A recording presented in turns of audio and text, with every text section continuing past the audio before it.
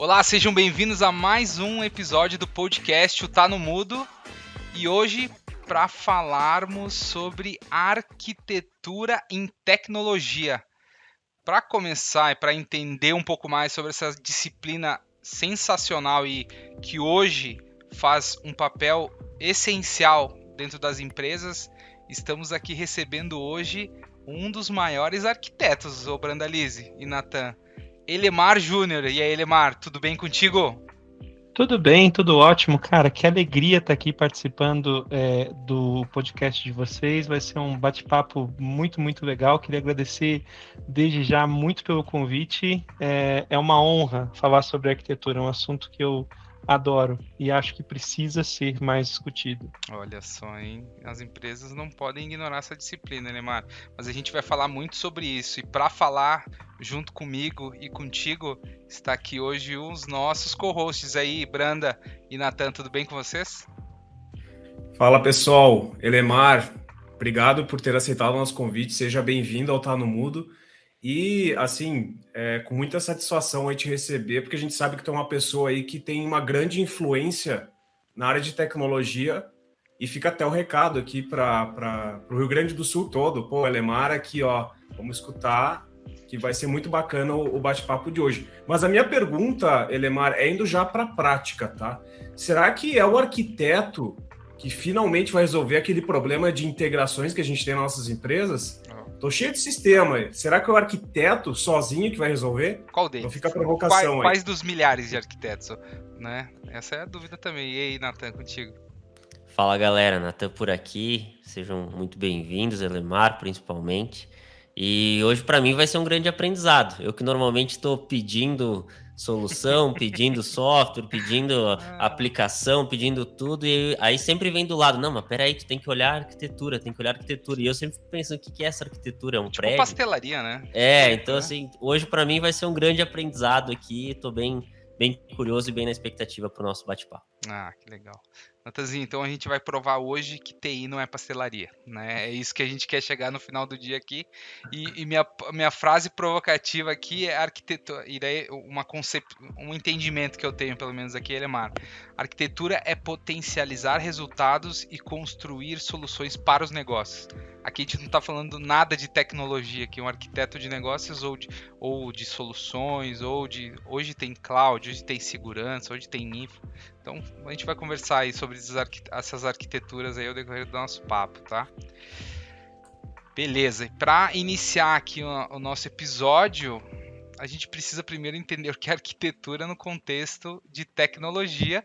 Para quem caiu de paraquedas nesse episódio aqui, entender, meu Deus, a gente está falando sobre engenharia civil, sobre arquitetura e urbanismo, sobre o que a gente está falando aqui, Elemar, quando a gente fala de arquitetura em TI e por que ela é tão importante. Cara, essa é uma das questões mais interessantes para se responder sobre arquitetura. E chega a ser engraçado, tá? Porque em quase todos os fóruns de discussão sobre arquitetura, talvez a pergunta mais polêmica é sempre, afinal de contas, o que é arquitetura? Qual é o papel do arquiteto? No que ele colabora no final do dia? Ou ele só incomoda, ou ele só atrapalha. Talvez esse cara não deveria existir, né? Tipo isso.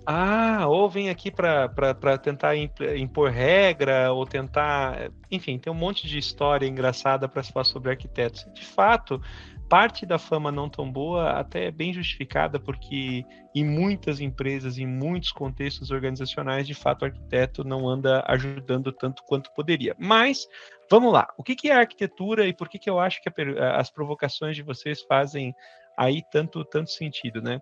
Quando se fala sobre arquitetura, de uma forma simples, se fala sobre alguns elementos. Se fala sobre componentes de uma solução, como é que você pensa uma solução em termos de composição dela. Você fala sobre responsabilidades de cada um desses componentes, então você tem, por exemplo, falando de um sistema, você está pensando, cara, eu tenho um banco de dados, eu tenho front-end, eu tenho back-end, você fala sobre a forma como esses componentes se relacionam ou se comunicam. Então componentes, responsabilidades e relacionamentos. E eu acrescentaria um quarto elemento, que é a estratégia que governa a evolução. O que acaba acontecendo, tá? Para qualquer problema que se vá resolver hoje em dia, você tem várias alternativas várias alternativas de solução que você pode tentar adotar. Qual é a melhor alternativa? Pois bem, depende do contexto, depende do cenário, e esse depende vai ser respondido pela estratégia, né? Que eu aprendi há um tempo atrás, fiz um MBA, deixa eu compartilhar com vocês aqui uma história até engraçada. Eu fiz um MBA há um tempo atrás e eu aprendi que estratégia é um padrão coerente para tomada de decisão. Eu acho que a arquitetura traz esse padrão coerente para a tomada de decisões para a discussão. E aí, Maurício, respondendo um pouquinho a tua provocação, lá atrás, tá? Tem tudo a ver a tua visão sobre integrações, porque no nível mais alto, quando você pensa em arquitetura de software, no nível mais alto, você está falando exatamente que o componente são as diversas aplicações, então você tem a aplicação A, B, C, por exemplo, o CRM tem que conversar com o ERP, que tem que conversar eventualmente com o sistema de produção. Então, no nível mais alto, todos esses sistemas são componentes. Cada um deles tem sua responsabilidade, e a forma como eles se comunicam, ou seja, a integração propriamente dita, é, por definição, uma questão arquitetural. Então, sim, o arquiteto tem que estar ajudando a resolver esse problema. Com relação à ideia de potencializar a solução para o negócio, concordo também, tá? Aliás, esse é um outro ponto importante. O que diferencia em qualquer nível, mas pegando arquitetura de software, por exemplo, tá? O que diferencia arquitetura de software e design de software? Bom, arquitetura é sempre sobre design, mas design nem sempre é sobre arquitetura. Tentando explicar um pouco melhor essa definição, a arquitetura de software só é arquitetura porque ela pretende resolver os problemas de negócio, respeitando restrições, sempre se tem restrições, orçamento, tecnologia, enfim, e atributos de qualidade.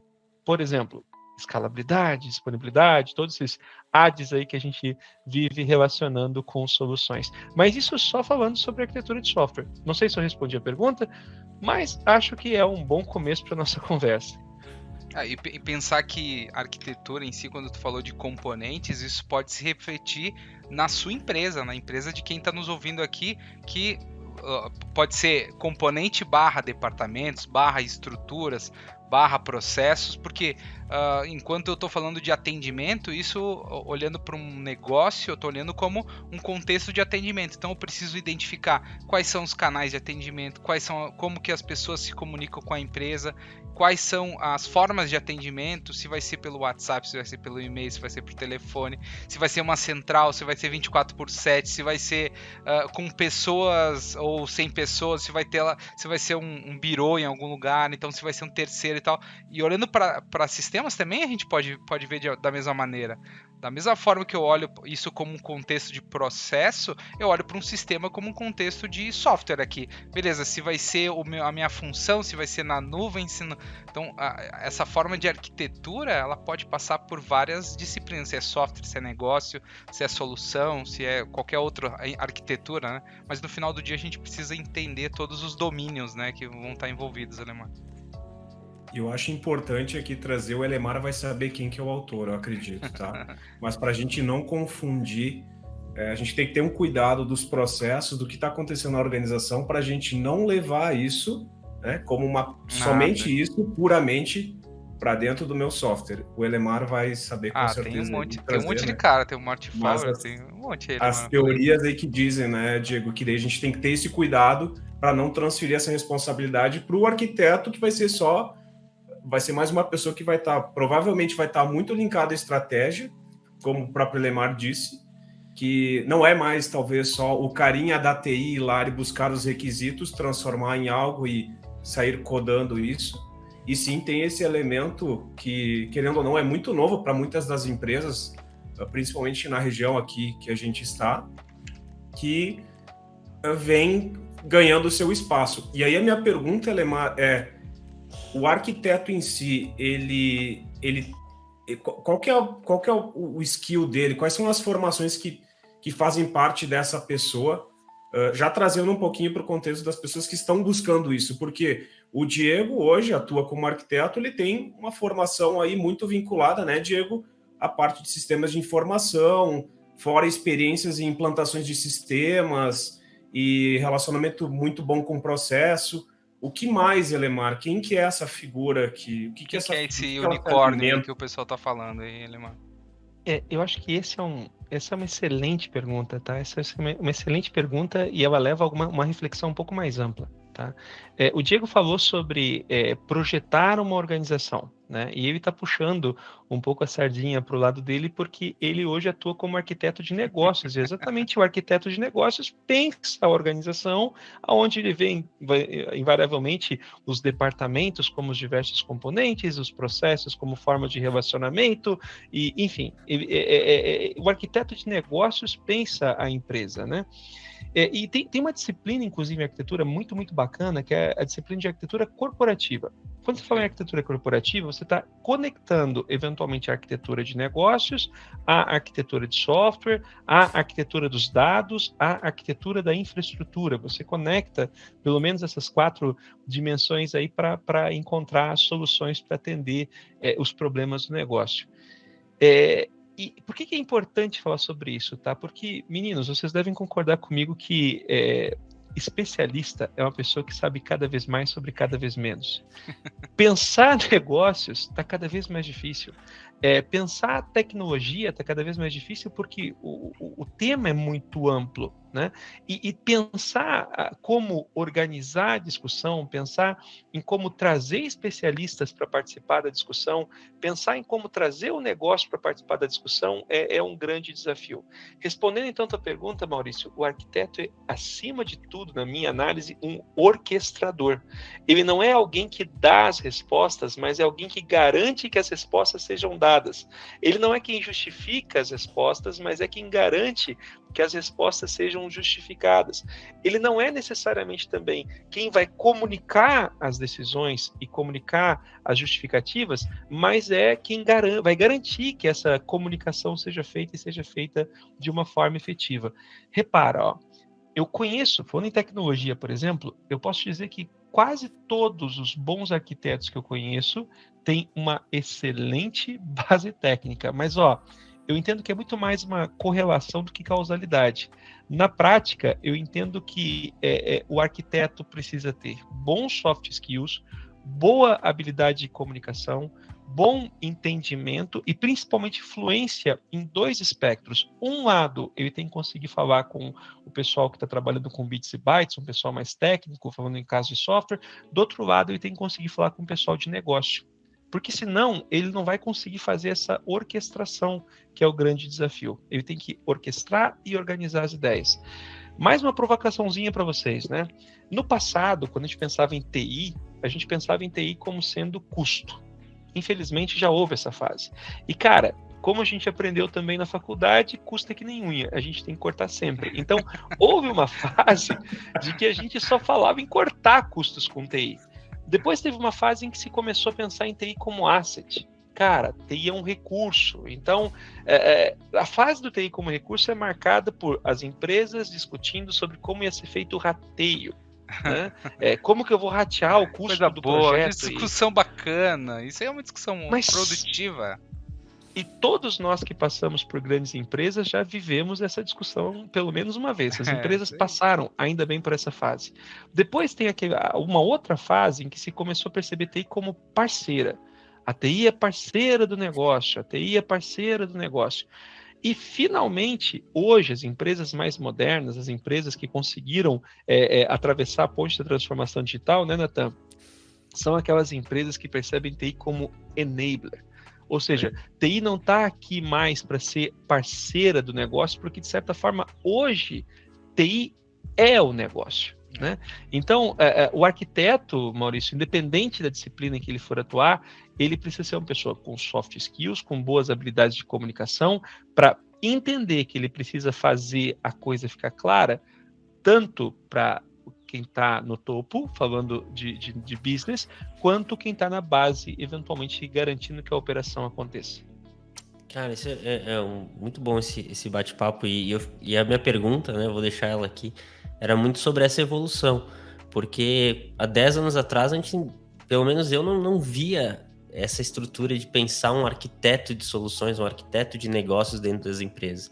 Eu tenho um analista de negócios da TI, e esse cara é o meu cara da TI, é o cara que eu olho o sistema, ele faz tudo, ele que resolve o negócio para mim. E ele é custo, ele é rateado, enfim, e assim, há um tempo antes disso, ele que desenvolvia as coisas ainda, né? E ele resolvia o problema, de vez em quando ele gerava e ele resolvia, né? É isso aí. Então, assim, ir para esse paradigma de ter a TI ou ter a tecnologia em si, né, como um ativador, além de um parceiro, eu acho que é um grande caminho. Só que não é um caminho fácil, porque ele não é fácil nem para o negócio entender esse papel protagonista de tecnologia e dizer tecnologia hoje faz parte do meu core, ele tem que estar junto no meu core business aqui, então é difícil para esse lado do business, assim como ele é difícil para a área de tecnologia. A tecnologia se colocar nesse papel aqui, botar o terno, não tem que botar o terno de maneira terno não. prática, terno não, né? Mas botar a armadura aqui e dizer, cara, eu vou para a guerra aqui junto com a área de negócios e eu vou fazer parte aqui para ganhar mercado, para crescer junto, e eu não sou mais a área do apoio, a área do abre um chamado para mim, né? Abre um chamado lá, depois quando eu vejo eu atendo. Então, eu tô colocando vários paradigmas aqui dentro dessa história, né? Como é que é essa história? Tem feedbacks aqui junto, um monte de pessoas... Mas, não, brincadeira. Mas assim, como que tu vê essa maturidade, Elemar, dos dois lados? Como acelerar isso? Tanto a maturidade dessa área de negócio, seja de um diretor, de um gerente, de um coordenador, das equipes que estão solicitando coisas, que estão pensando soluções usando tecnologia, quanto acelerar a maturidade das áreas de tecnologia e dos profissionais que ali estão para pensar o seu papel de uma maneira distinta como era no passado, mas que a gente sabe que ainda tem em vários lugares aí essa realidade. Vai pedir para ele abrir um chamado, Elemar? Não vou pedir para ele abrir um chamado, não, de forma nenhuma. Olha, eu acho que aqui tem uma série de oportunidades para a gente poder pensar junto, né? Cara, no ano 2000, o Jack Welch, para quem é da área de business, seguramente conhece, talvez tenha sido um dos maiores CEOs da história, é reconhecido como um dos maiores CEOs da história e comandou a GE por quase meio século e transformou a organização. O Jack Welch, no ano 2000, ele cravou num relatório da GE, relatório oficial, tá? Você pode buscar essa informação. Ele cravou a seguinte afirmação: empresas que não conseguem acompanhar o ritmo da mudança de fora, ou seja, organizações que não conseguem mudar tão rápido quanto o ambiente está mudando, têm o seu fim certo. A única questão é sobre quando, entende? Então, a mudança é um imperativo. A mudança é um imperativo. E, cara, a grande treta é que as empresas demoraram um pouco até para perceber que, na prática, tecnologia passou a ser competência fundamental, porque é muito difícil você pensar uma organização moderna que não tenha alguma atividade, melhor, todas as atividades de uma organização moderna são suportadas direta ou indiretamente por tecnologia, né?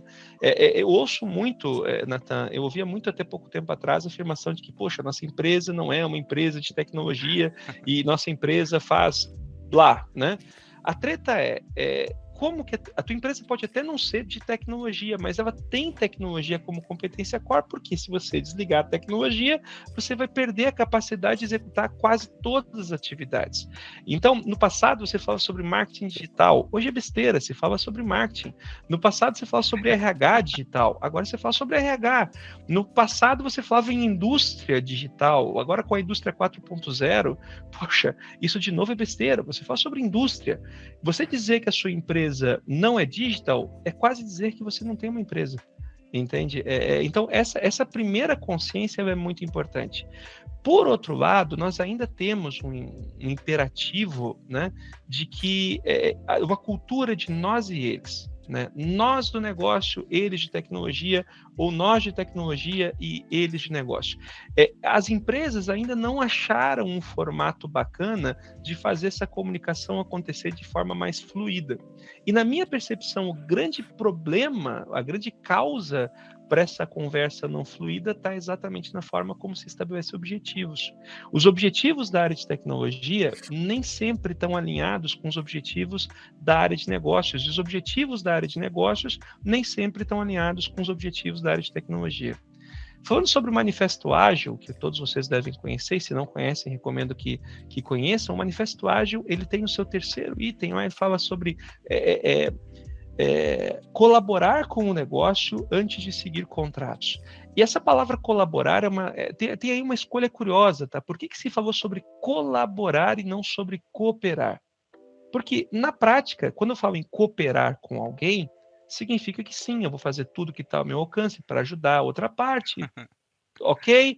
Mas se no final do dia, por exemplo, na empresa de vocês, se eu sou desenvolvedor e se eu implementei as coisas exatamente como foram solicitadas e no final do dia o negócio não atingiu o seu objetivo, o problema é do negócio, eu cumpri a minha parte.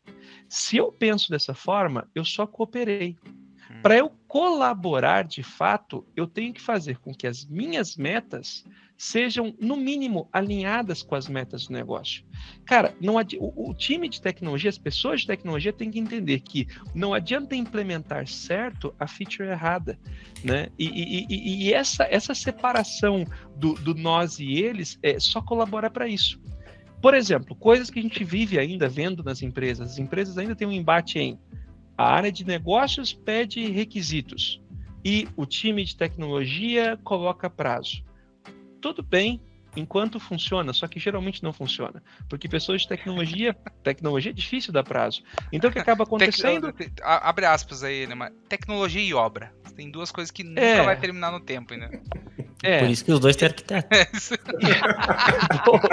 Mas ó, a treta toda, Nathan, é que essa questão do prazo, na maior parte dos casos, é uma métrica artificial. Porque o que acaba acontecendo, tá? O negócio tem um problema que deseja resolver. E nem sempre a solução desse problema vem através do requisito exatamente da forma como o negócio está pedindo. Então, o que acontece? Tecnologia implementa aquela solução que acaba não sendo a adequada, então mudanças acontecem durante a própria implementação e aí fica uma briga, né? O pessoal de negócio fica dizendo que tecnologia não consegue ser assertiva, não é comprometida, não é profissional, e o pessoal de tecnologia fica acusando o pessoal de negócio de não conseguir especificar direito as coisas, não sabe escrever. E aí nós temos um monte de problema, mas o primeiro é que você acaba criando uma fábrica de bota, né? Um fica botando... Vocês entenderam? E aí o que acaba acontecendo é o seguinte, cara, no final do dia, tecnologia deveria ser comprometida a ter o maior throughput, melhor frequência de entrega. E negócio teria que desenvolver a habilidade de definir prioridade. Porque prazo é função de prioridade mais throughput. E aí você tira essa questão da meta artificial e faz todo mundo focar no que interessa, que é atender o negócio do jeito certo. Enfim, eu pelo menos penso isso. E daí, Nathan, a questão toda é a seguinte: o Peter Drucker, né, outro cara de business, vamos citar só gente business aqui agora. O Peter Drucker ele dizia que a estratégia mais comum de mudança era não mudar, né? E eu concordo, tendo a concordar com ele. A estratégia mais comum de mudança é não querer mudar. O nosso desafio dentro das empresas é entender que, poxa, eu preciso aceitar que a mudança é necessária e preciso entender que fica mais fácil se todo mundo trabalhar junto. Só isso. A questão do time to market, a questão da especificação de todo o fluxo de desenvolvimento. Então o Elemar vai lá, define um requisito nesse momento, 2022, né? Beleza, isso vale hoje, né? Mas o prazo que o Nathan vai passar para te entregar daqui 6 meses não vai valer mais aquilo, entendeu? Porque o concorrente já fez, já perdi a venda, aqui a gente está tentando trazer um cenário aqui de entregar valor para o cliente, então aquilo já não vai entregar valor para o cliente porque, já foi, já tem Então, acho que isso que tu falou sobre prazo e a fábrica de bota, sensacional, tá? Acho que fica uma puxação de corda, né? Tipo, cada um quer puxar pro seu lado ou, na verdade, ninguém sai do lugar, né? Então... Tem um ponto aí que eu acho que é fundamental, cara, que é o seguinte: não existe transformação digital sem transformação ágil. Não existe transformação digital sem transformação ágil. E esse é um ponto importante. Você sabe, Diego, que, de uma forma geral, as pessoas de tecnologia, elas muitas vezes vêm com um puritanismo técnico que muitas das vezes não faz sentido, né? Sabe qual é a principal diferença entre um pleno e um sênior numa área de tecnologia para mim? Então, eu acho que o pleno sabe tudo do que a empresa precisa, o sênior também. O pleno consegue ajudar os seus coleguinhas mais novos, o sênior também. O sênior eventualmente consegue conversar com as pessoas de negócio, mas o pleno também. O ponto é, o pleno só sabe fazer certo. o sênior entende quando eventualmente é necessário fazer errado. Entende? Para poder cumprir prazo, para poder cumprir com o objetivo do negócio, para poder fazer uma entrega acontecer. Agora, o sênior reconhece a necessidade de contrair dívidas técnicas. Isso aí. Né? Agora, o ponto todo é, se eu vou contrair dívidas técnicas, eu preciso entender que eu preciso pagar essas dívidas. Com juros, né, normalmente. E os juros, e isso tem que ser acordado, e o pessoal de negócio precisa entender disso, né? Agora, como que você faz essa comunicação fluir? De novo, você precisa de uma figura que, mais do que analisar, precisa orquestrar. E aí, de novo, eu volto para a carga inicial. Qual é o papel do arquiteto de tecnologia, de solução, o que for? É orquestrar. Por quê? Porque ele não vai ter todas as respostas, especialista é quem sabe cada vez mais sobre cada vez menos, ele vai envolver os especialistas, ele vai garantir que os especialistas colaborem com a solução, vai estruturar isso, justificar isso e comunicar. Esse é o papel do arquiteto. E, cara, fica mais fácil reconhecer isso, principalmente nas empresas que têm sucesso em executar a transformação. Né? As empresas falham, grande parte das falhas das empresas não acontece por falta de dinheiro ou por falta de vontade. Eu acho que as pessoas são bem intencionadas, tá? O problema é que não há alinhamento de propósito. E se não tem alinhamento de propósito, é difícil você dar autonomia de atuação. E sem autonomia de atuação, não tem a agilidade que a gente precisa para poder acompanhar a mudança no ritmo do mercado. E para começar essa transformação, Elemar, é claro que tu não vai dar para nós aqui a receita de bolo pronta, né? E para quem quiser até ver, tem muitos artigos muito bons aí que você faz, os livros que você vem escrevendo, né? Ou capítulos deles muito interessantes. Mas para começar, porque durante toda essa minha carreira também de TI, a gente sempre escutou, mas é que a TI precisa ter uma cadeira na sala lá que se tomam as decisões. É só isso? Comitês, né, Maurício? Realmente é isso? Exatamente. Será que é só nos comitês? O que é o a mais aí que também tu possa trazer para nós aqui, que talvez não seja só uma cadeira, talvez nas ações ou qualquer outro elemento que tu possa dizer para nós? Tem um artigo maravilhoso do Mark Schwartz, um livro, na verdade, do Mark Schwartz. O Mark Schwartz é um CIO iconoclasta, é um cara super, super famoso. E ele escreveu um livro chamado A Seat at the Table. Meu inglês não é muito bom, é Um Lugar na Mesa. A Seat at the Table é o livro do Mark Schwartz em que ele fala sobre essa necessidade de você ter o cara de tecnologia participando da estratégia. No passado, era comum você pensar que o sucessor natural do CEO era o CFO. Depois, ficou normal você pensar que o sucessor natural do CEO é o COO, o cara de operações. Hoje em dia é cada vez mais comum você considerar como sucessor natural do CEO ou o CIO ou o CTO, ou o cara de informação ou o cara de tecnologia dentro das organizações. Isso tem um motivo claro, a importância que tecnologia tem ganho. Eu acho, Maurício, que o primeiro ponto é a empresa entender que ela precisa desenvolver uma estratégia digital. Esse é o primeiro ponto, sabe?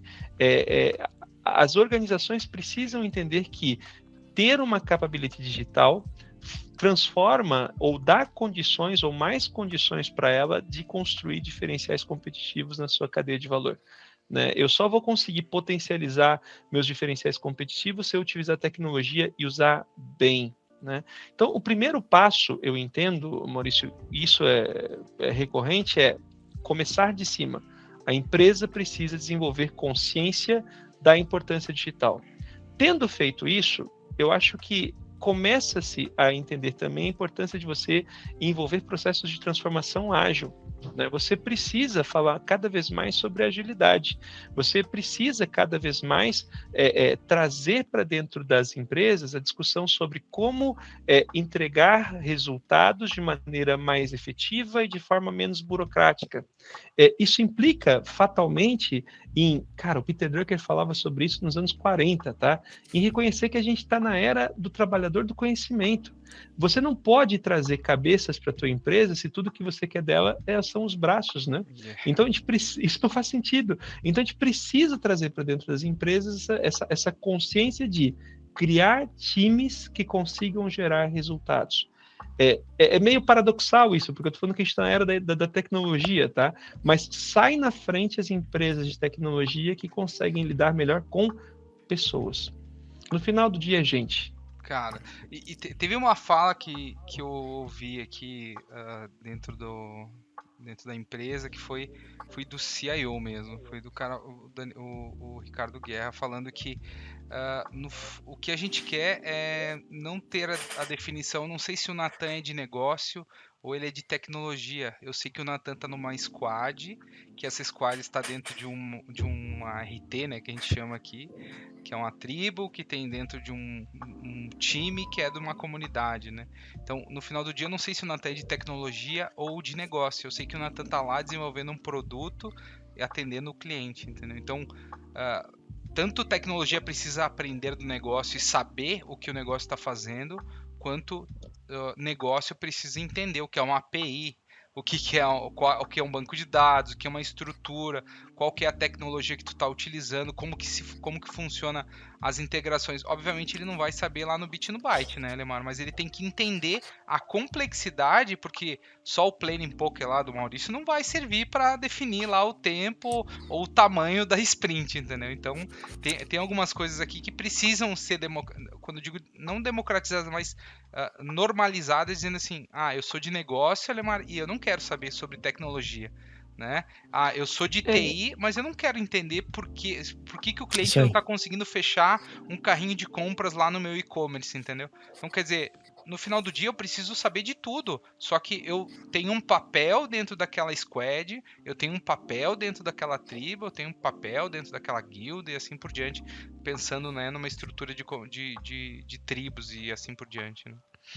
Mas a gente tem que, assim, eu concordo com você, mas essa pergunta, essa linha de raciocínio, eventualmente, ela é perigosa também, tá? Eu entendo que você precisa ser empático a tudo, mas não necessariamente conhecer tudo, né? Porque, de novo, o negócio é muito complexo, o cenário competitivo é muito complexo, e especialista é quem sabe cada vez mais sobre cada vez menos. E a gente precisa de especialistas. Então, como é que a gente equilibra direito tudo isso? Tem alguns desafios importantes no Brasil. Talvez o primeiro deles é a gente precisa parar de usar o nome certo para as coisas erradas, né?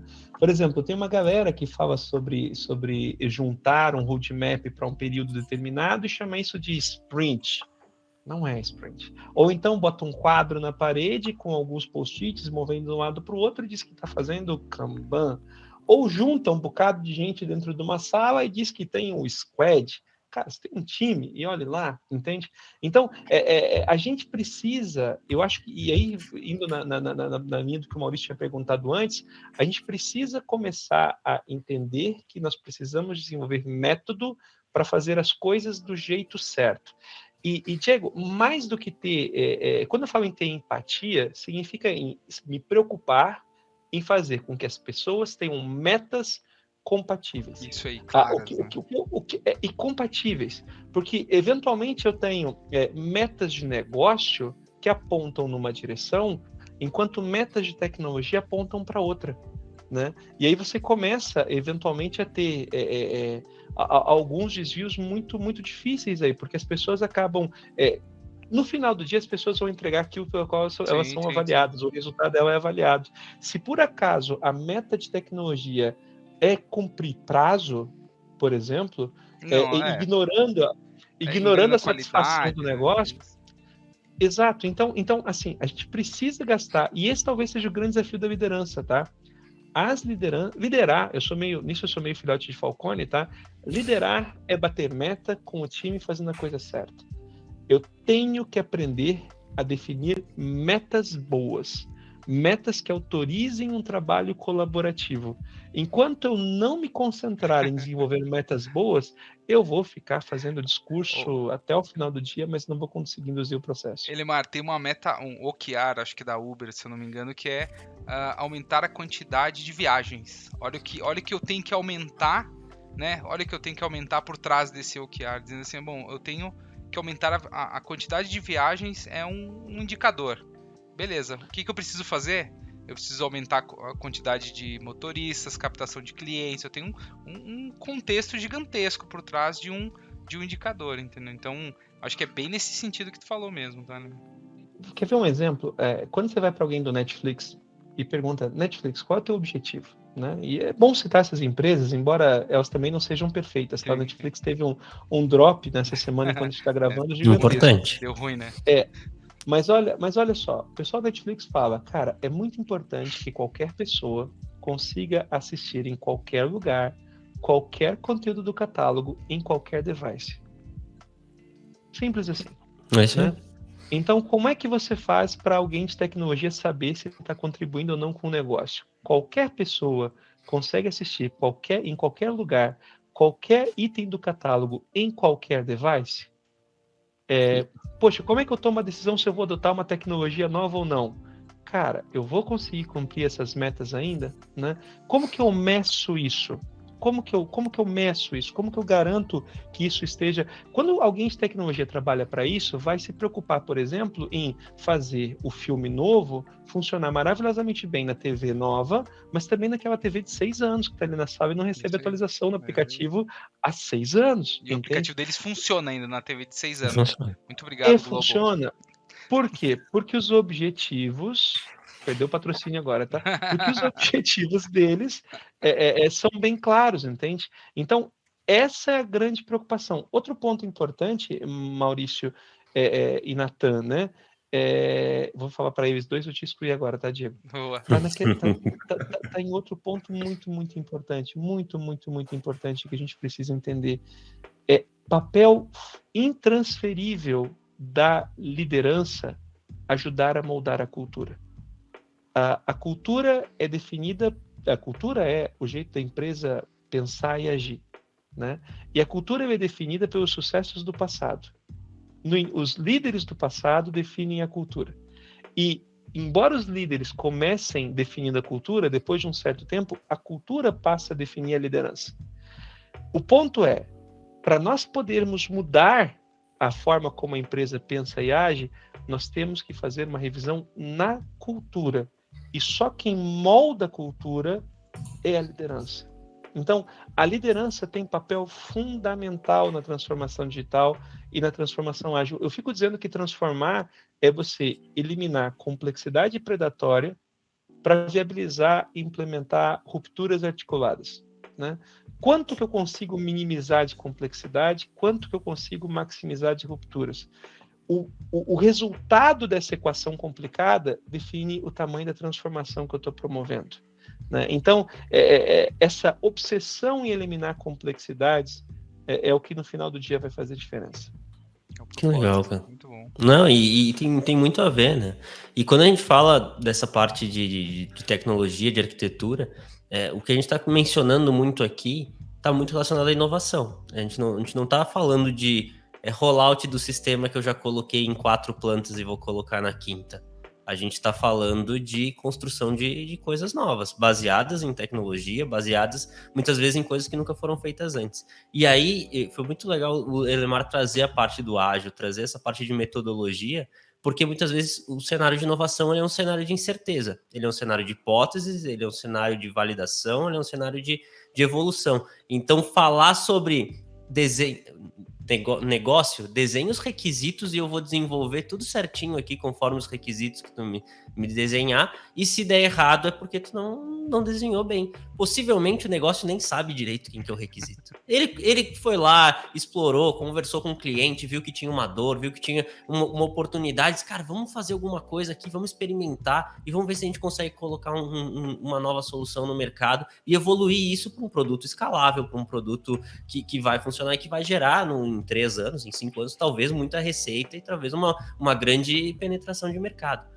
Tecnologia vai ter que embarcar junto, negócio vai ter que embarcar junto, que tecnologia talvez não vai entregar aquilo o estado da arte, porque não vai ter como fazer isso naquele prazo para poder rodar essa inovação. E também negócio não vai ter como desenhar aquilo na melhor solução possível, assim como é uma solução que já está há 5, 10 anos no mercado. Então, embarcar de uma maneira correta pelo mesmo objetivo, estou ratificando aqui o que o Elemar trouxe, e aí trazendo essas metodologias de inovação, e aí o ágil ele vem realmente para apoiar isso com todos os frameworks. A gente fala do ágil, mas tem toda uma parte de design aqui por trás que é extremamente importante antes de chegar em ficar rodando Scrum, ficar rodando Kanban, rodar qualquer outra metodologia. Então eu gostei muito assim de combinar o bate-papo de tecnologia com tudo isso que é adjacente, mas que é crucial para o sucesso de todo esse processo.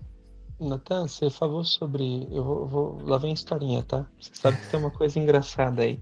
Você sabe a origem da palavra inovação? Quem propôs inovação inicialmente foi um economista austríaco chamado Schumpeter, né? E é engraçado porque o Schumpeter, quando falou sobre inovação a primeira vez, ele tentava descrever um momento do capitalista em que o capitalista precisava achar novas fontes de gerar resultados, né? E o Schumpeter dizia que, cara, o problema tradicionalmente o capitalista, em modo de gestão, ele busca... o grande inimigo da gestão é o custo. Então, invariavelmente, a grande questão em gestão em grandes empresas é, cara, como que eu consigo fazer mais gastando menos? O inimigo é o custo. O que o Schumpeter começou a perceber é que quando você busca uma nova forma de receita, o inimigo deixa de ser o custo e passa a ser a incerteza, né? Então, o Schumpeter começou a perceber que no momento em que o capitalista precisa trabalhar combatendo a incerteza, ele precisa de um método diferente de trabalho, que é diferente do prescrito na gestão. E ali ele tentou achar uma palavra para descrever esse processo e ele propôs inovação. Então, inovação, segundo Schumpeter, que foi o proponente original, é você tentar desenvolver novas fontes de receita em cenários de extrema incerteza. Agora, olha que interessante, ó. Ele, ainda no austríaco, ele tentava procurar uma forma de falar sobre quem seria esse empreendedor, essa pessoa que está atuando no modo de inovação. Porque gestão é gestor, mas quem faz a inovação? Por alguma razão, ele não escolheu inovador, tá? Ele falou que o capitalista que está no modo de inovação, ou seja, na busca de resultados novos, combatendo a incerteza, esse cara é o empreendedor.